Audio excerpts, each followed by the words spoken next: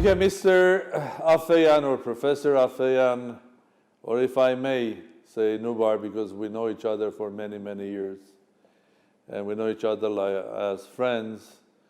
I'm happy that we're having this discussion, but I'm also sorry that you couldn't make and coming to Dilijan to be present personally at the third Armenian Summit of Minds.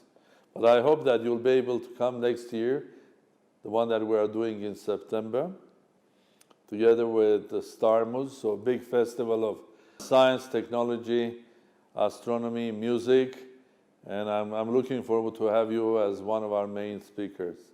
So in the meantime, I represent the audience that is at the Summit of Minds. I would like very much to hear from you your opinion on several subjects, and one of them is the role of innovation. I think there is a simple answer to that.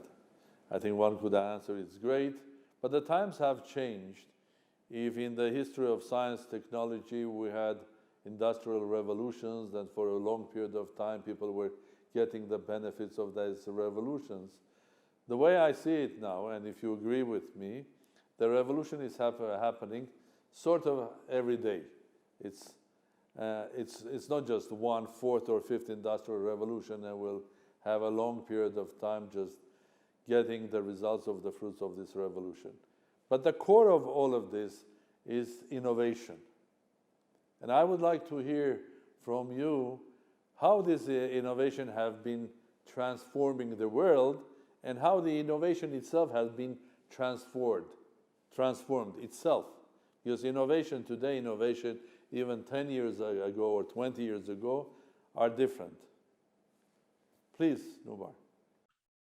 Well, first of all, thank you, Mr. President, for inviting me. I am sorry I'm not there in person, and I hope that with adequate planning next year I can be there in person, because I like to be in Dilijan, I like to be in Armenia, and I like to share thoughts with colleagues. So all of the things that you're doing today is quite relevant to my sphere.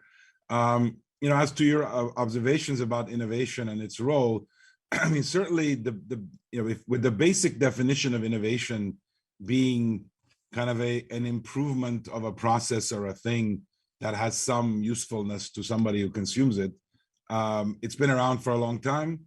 And it's kind of the underlying driver of progress. You can have innovative thoughts, you can have innovative business models, you can have innovative technologies. And I'd say that it's part of the human condition that we innovate, we improve. But I think that more and more, as you said, innovation has become a commodity, because there's a baseline level of innovation that we expect that happens.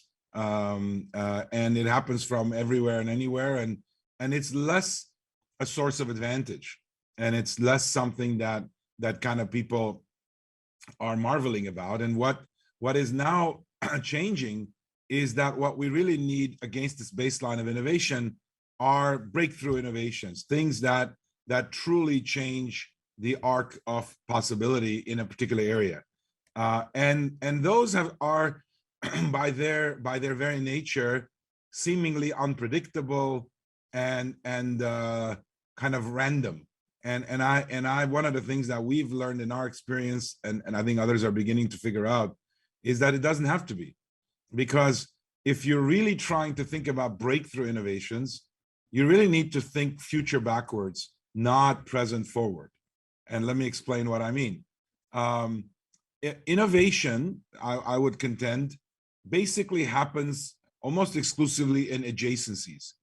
So if you draw a circle around what is known or what is existing in an area, and then inside the circle, let's say, is everything that's known and already has been made, then just outside that circle is a zone in every which direction that could represent the next thing in that particular field. Now, new knowledge, new technologies, new products. And it is that zone right next to what already is known that investments are made, whether that's in academia, whether that's in industry or venture capital. And the way that occurs, and this is really pervasive, is that the people who make the investments ask experts in that field, what they think about what's being proposed. And of course, these experts know a lot about what already exists, a little bit about what could exist, and exactly nothing about whatever is going to exist 10, 20 years from now. And so those experts basically create a bias towards things that are adjacent, because that's their area of expertise. That's where money goes. That's a safer bet for the incumbents to make. If you're a Nobel Prize winning scientist, you're going to want to continue to cultivate the area that you've created. Or if you're a Google or Amazon, you're going to want to expand your sphere of dominance. And so that's just to think about, that's the area of adjacency. Now the question is, can you innovate beyond adjacencies, and how? And for that, you need to really just escape that kind of gravity, that dogmatic thinking that the only thing worth working on is something that other people can tell you is a good idea. And how do you do that? And we've spent in my own company quite 21 years basically trying to do that. And we think that can be done systematically to produce breakthrough after breakthrough. Not that all these breakthroughs become commercially successful, because there's a lot of execution, there's a lot of kind of changes of supply chains that have to happen for some breakthroughs to work. But the ability to generate seemingly unobvious things that look like they're big leaps from adjacencies, that I think is just a question of mindset and approach. And it's working backwards from what should exist to make it real versus what could exist from what is already real. And what about the COVID? Had the COVID, well, when we say COVID, a lot of us think about you as well. Because it's Moderna, because it's a vaccination. But speaking about COVID, has COVID exercised as a COVID as a global event? Has it exercised a change on the process of innovation, helped or the other way around? Well, I mean, I think the pandemic broadly has and will have significant It's effects not an on. accelerator. Well, it's an accelerator in some ways, but it's also a cause for slowing down in other ways. Even within, for example, the pharmaceutical industry, of course, in the development of vaccines and diagnostics and other therapeutics for that disease, there's been a massive acceleration because all of the regulatory and other conservative things that would keep things going very, very slowly have been replaced by equally effective regulatory approaches, but where time is valued differently. I mean, the reality is that when you have a regulated industry, for example, the price that people put on lost lives while you're waiting to come up with a solution is relatively low. And instead, there's a price put on the inadvertent safety effect, understandably, but the question is, which is more valuable? In the case of pandemic, when thousands of people started dying a day, then people said, you know what, we need to stop this and do the experiments in parallel. You don't have to wait 6 months between each steps, all of that. That's good. The bad news, ironically, just in pharmaceuticals is that clinical trials of every other disease either slowed down or stopped. Yeah. So one of the big burdens that pandemic is going to create, I can tell you, is that it's going to have slowed down the development of drug development, slowed down the clinical process, meaning diseases getting treated in hospitals, because there's been a year and a half of major disruption of what is prioritized, what is not. So these pandemics or these kinds of disruptions always have, they give and they take. And I think there's been equal amounts of each. Well, I share with you, and I think I agree with you, your description when you were describing about investing in innovation, how does it work? And if I may interpret that, so there's one classical way of doing that when you were describing that there are experts of different ranks and they can come with and advise the society or advise the, scientific society, investor society. So the classical way going from today to the future.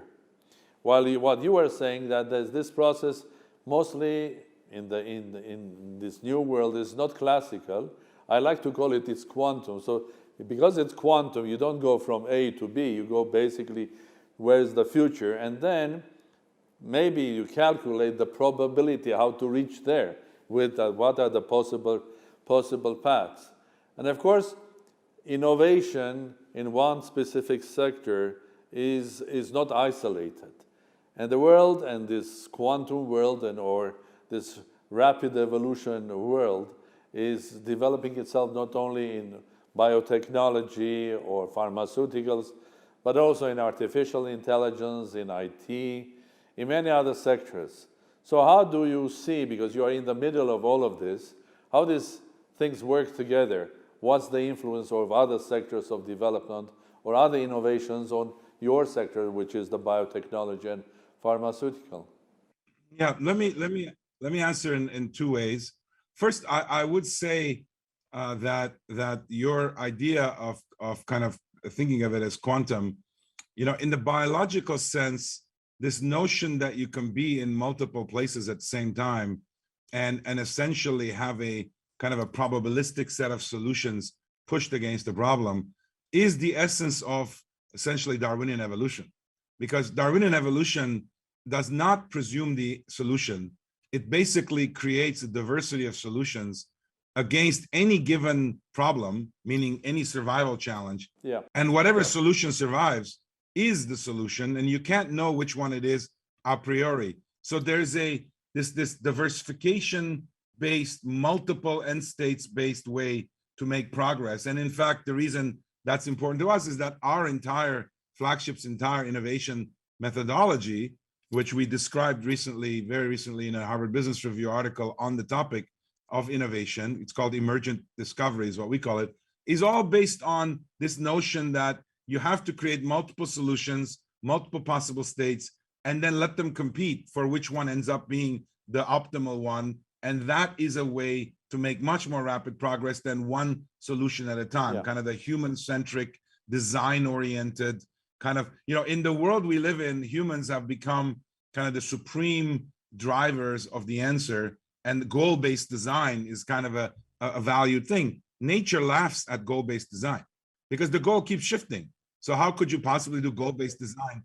So I'd say that is an important shift that's beginning to happen. And of course, related to that is, to answer your question, for example, one of the big technological advances, which is not a breakthrough today, it's one that's been happening for a while, is in fact artificial intelligence and machine learning, which has become more accessible, more affordable, and more powerful than it had been in the past decades.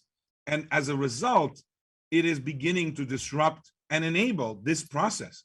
Because if you can calculate 1 million chess moves at once, as opposed to 100 at a time, or you could calculate 15 moves ahead, because of your ability to create models to do this and simplify the search space, you can equally calculate all the different states a string of amino acids could take when it folds into a protein, which means that instead of trying to figure out purely quantum mechanically exactly how all the forces work, you just create all the possible alternatives and let them compete for a objective function. That is a major interface between fields that's totally transforming what we can do. And there's many more examples like that. Well, what you are saying is quite encouraging for me as well.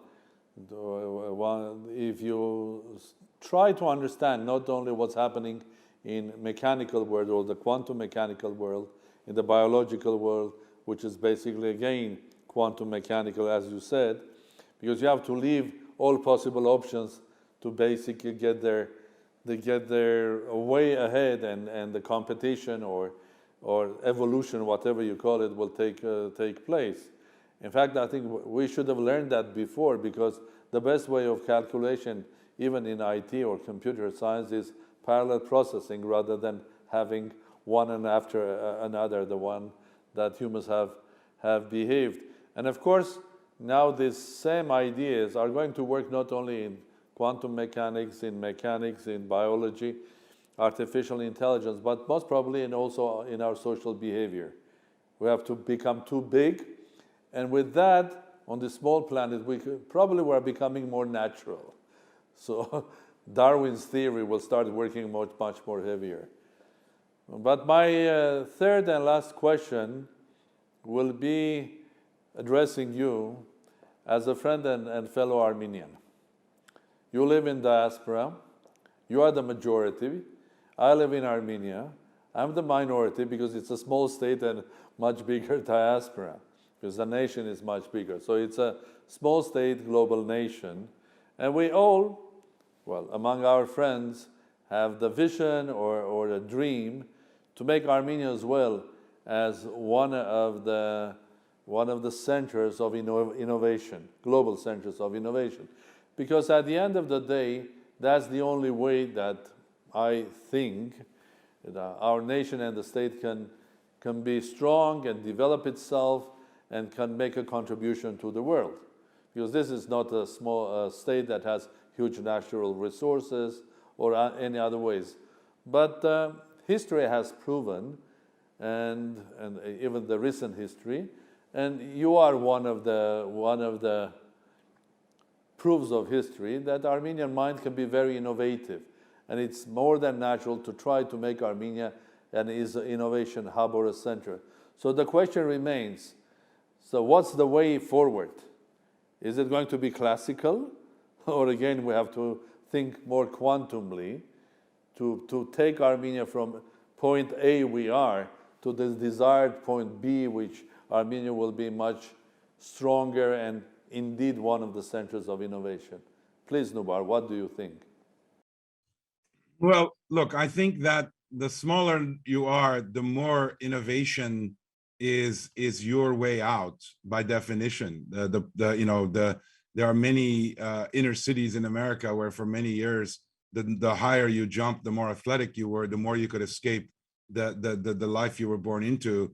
That for us is really innovative and needs to be for a country that finds itself at this level of relative significance. But I think that our biggest challenge, speaking of Summit of Minds, is our mindset. Maybe we should call this Summit of Mindsets, because there we have significant conflict, unfortunately. And of course, the challenge becomes how much, and really has to do with the relationship with the future. Let me just make the following case. When people are suffering in the present, it's human nature that they don't think of the future, even though the solution to the problems of the present are often going to be derived from that future. And unless you make time for the future to somehow intervene with the present, you're stuck in that present. And that's something that over the last 20 years of engaging in development projects within Armenia, I've realized that those two mindsets are unfortunately contradicting. It is natural that by living in the diaspora, Armenians have access to many, many other mindsets, one, and two, aren't suffering the day-to-day difficulties of the country. And therefore, they naturally come from that point of view. The question is, can there be intellectually, socially room made for these mindsets to be able to persist, for these plants to be able to be rooted into that garden? Or does the soil always reject that for understandable reasons that are rooted in suffering and current problems and etc.? And of course, as you well know, I don't want to delve into the world of politics, but people elect governments based on what they can do for them today. Unfortunately, not what they do for them tomorrow. And if the only solutions for today is to focus on those who are only interested in today, it's very hard to imagine. Although politics is an art of promise. Well, but unfortunately, it's promise about, it's the unrealistic future, promise about today. Yeah. No, but politics is about the art of promise about today, unrealistically. In fact, those promises are much more realistic if you give them some time, but the time usually exceeds the election cycles. So this is something that as Armenians, we have to go back to our thousands of years history and find a way to sit around the table and say, how do we get Armenians from wherever they live to believe in the ideal of a revived Armenia and Armenians, and kind of how do you merge the possibilities that can come from future backwards thinking? And only then do I think innovation becomes a weapon for advancement. Only then can you expect cooperation. And that's the big challenge we all stand in front of. Well, I fully agree with you that the solution of today's problems is in the future. And in order to basically solve our problems today, we have to be working very hard and targeting ourselves to the future. Otherwise, if we're stuck only in today, we will never do that. Today is more linked to the past rather than to the future. So I agree with you. To sort our issues today, we have to focus on tomorrow, work on tomorrow, develop things for tomorrow. And I also agree with your point that living outside Armenia and living inside Armenia, there are two different mindsets. So you put it very, very elegantly about the mindsets here. Because living outside opens for you a sort of opportunity, different mindsets. And that's why probably when we think about Armenia today, we can think about two models. One is a closed model, wherein the dominance of today inside Armenia is strong, and another model, which is an open model, when we basically utilize, use, or work together with the world, and specifically with the Armenian diaspora. And for that, I mean, practically, as the President of the Republic, I'm working on changing the Constitution, Mr. Afeyan, dear Nubbar. A Constitution change that will allow you as an Armenian that has Armenian passport, any day or a time, if needed, come and serve, and if you are ready, come and serve your country.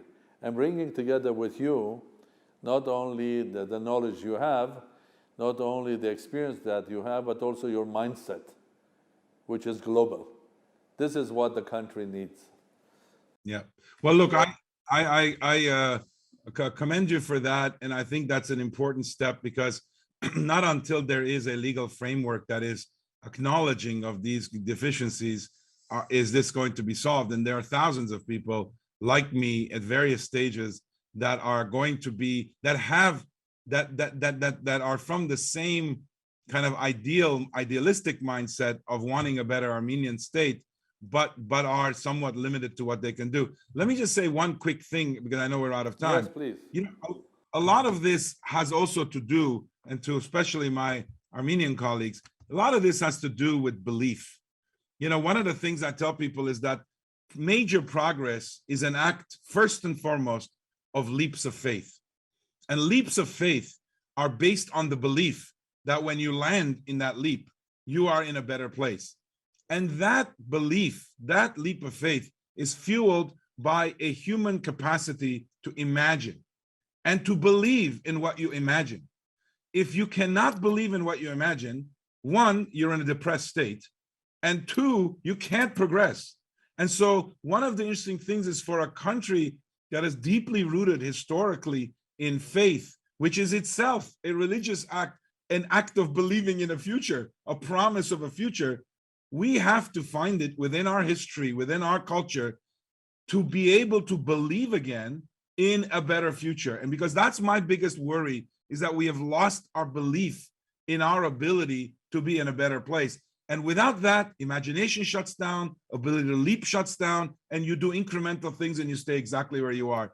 That's the biggest, to me, challenge. And the pandemic should make us realize that we need big solutions, not small solutions, to be able to progress. Well, on that sort of, I would say an optimistic note, because what you are saying is showing a path where we have to go, where we have to believe things, and we have to believe that if we behave quantumly and flying from here to that place is the best place, and this is where we have to be. And we have that capacity. So on that optimistic note, I would like to thank you again, Nubbar, Professor Afeyan, and I wish you all the success, because your success, especially in what you are doing, especially in healthcare and pharmaceutical, today has become the success of not only yours, but also the whole world, and also Armenia as well. Thank you, Nubbar. Thank you very much for having me.